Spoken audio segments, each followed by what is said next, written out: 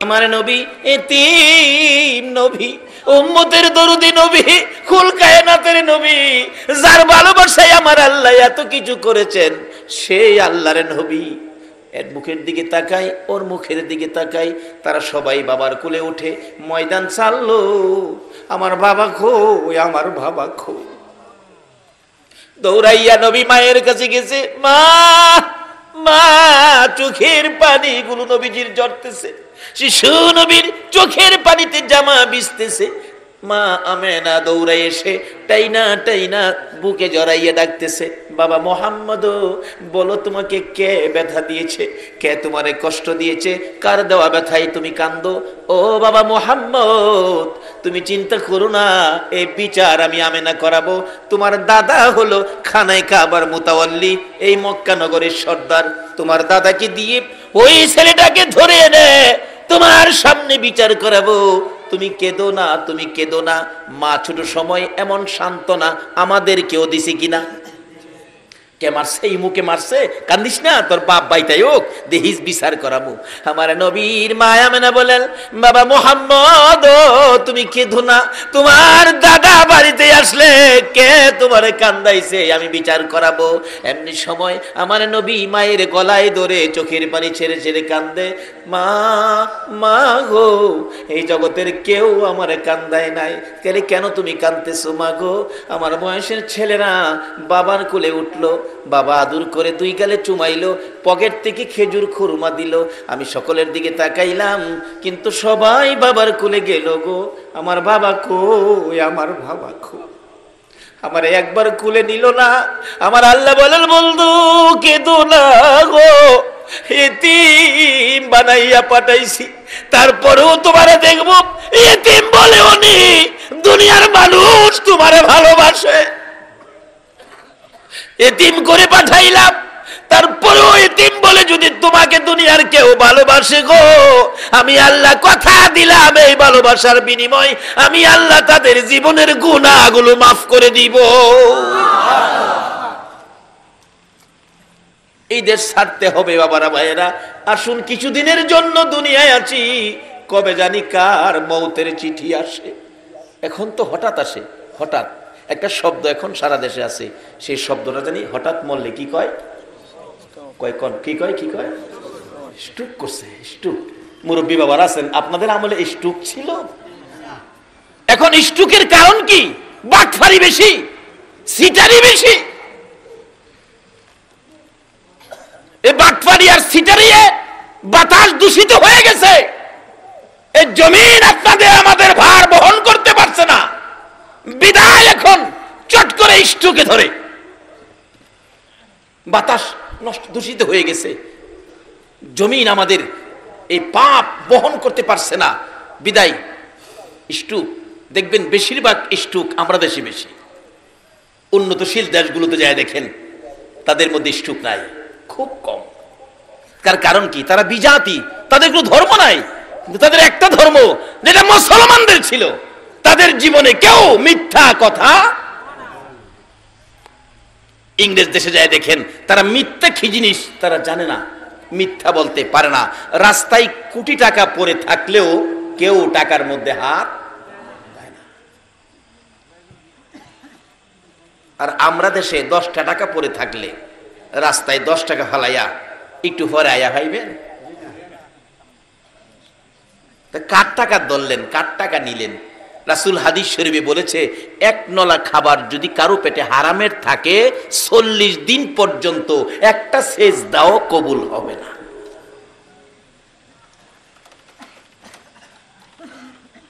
সত্য নিয়ে গেছে বিজাতিরা, আজকে তারা উন্নত, আর মিথ্যার সাগরে বেশি আছি, সুদের সাগরে, ঘুষের সাগরে। এই জন্য আজকে আমরা বিশ্ব জুড়ে আমরা ঘৃণিত, আর তারা সত্য নিয়ে তারা আজকে উন্নত। আসুন, আমাদের একটাই সম্পদ, আমরা মুসলমান, আমরা ইসলাম ধর্ম গ্রহণ করেছি। ইসলাম শব্দের অর্থ কি হবে? সবাই বলুন, কি হবে? শান্তি। আজকে কি আমরা শান্তিতে আছি?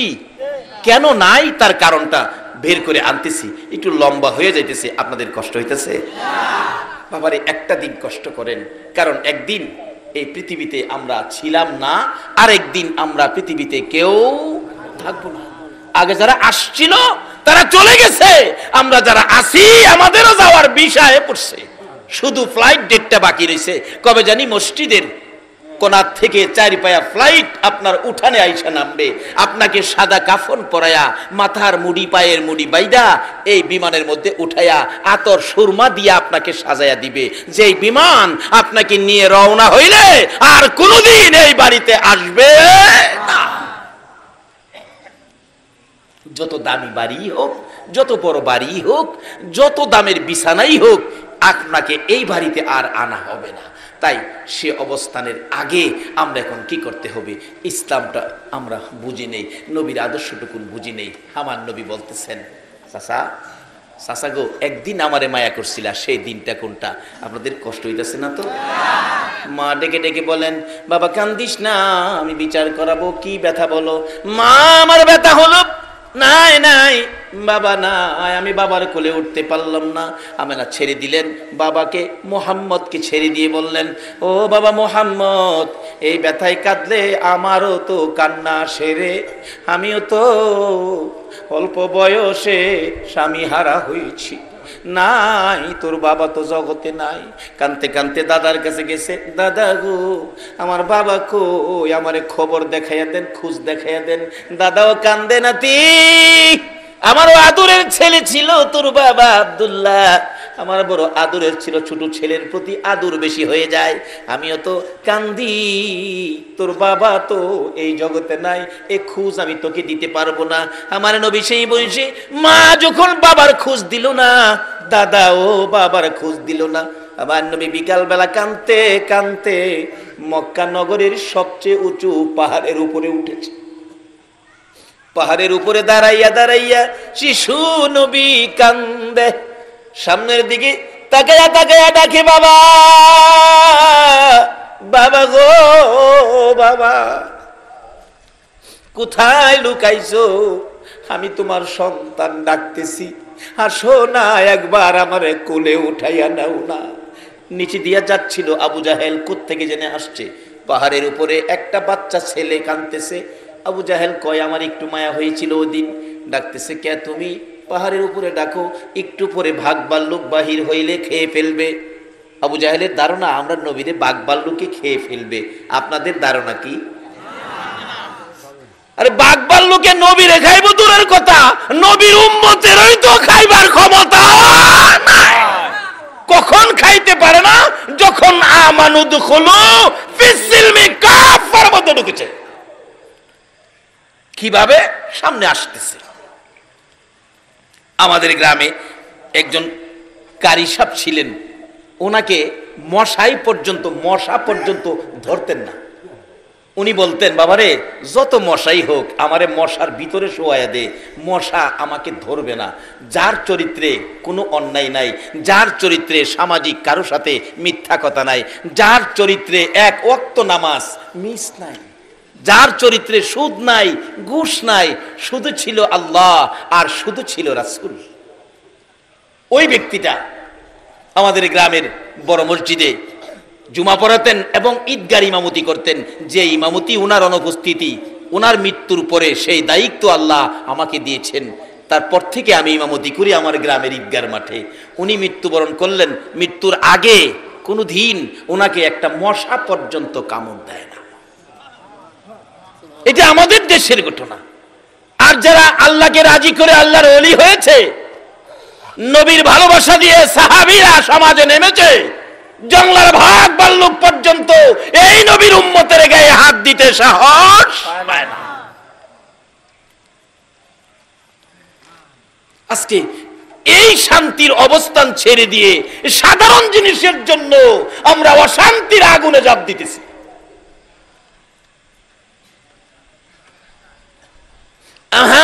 নবী ওই পাহাড়ের উপরে যখন বাবা বাবা বলে কাঁদতেন, আবু জাহেল নিচ থেকে ডাকতেছেন, বাচ্চাটা কার, ছেলেটা জানি কার। মা বাবা খবর রাখে না, বাচ্চাটা পাহাড়ের উপর, বাঘ ভাল্লুক বেরিয়ে যাবে সন্ধ্যার সময়, বাচ্চাটাকে খেয়ে ফেলবে। বাচ্চা মানুষ দেখে তাকে উদ্ধার করার জন্য আবু জাহেল নিচে, পাহাড়ের নিচে ঘোড়াটা রেখে উপরে যাইয়া উঠলেন। ডাকতেছে, কে তুমি? কাছে গিয়ে দেখে আমার আপনার নবী, শিশু নবী চোখের পানি ছেড়ে ছেড়ে কাঁদতেছে। বাবা মুহাম্মদ, এখানে দাঁড়ায় কান্দো, তুমি কি জানো না এই পাহাড়ের মধ্যে বাঘ ভাল্লুক আছে, তোমাকে খেয়ে ফেলবে? আবু জাহেলের ধারণা আমার নবীরে বাঘ ভাল্লুকে খাইবো। আপনারা কি কন?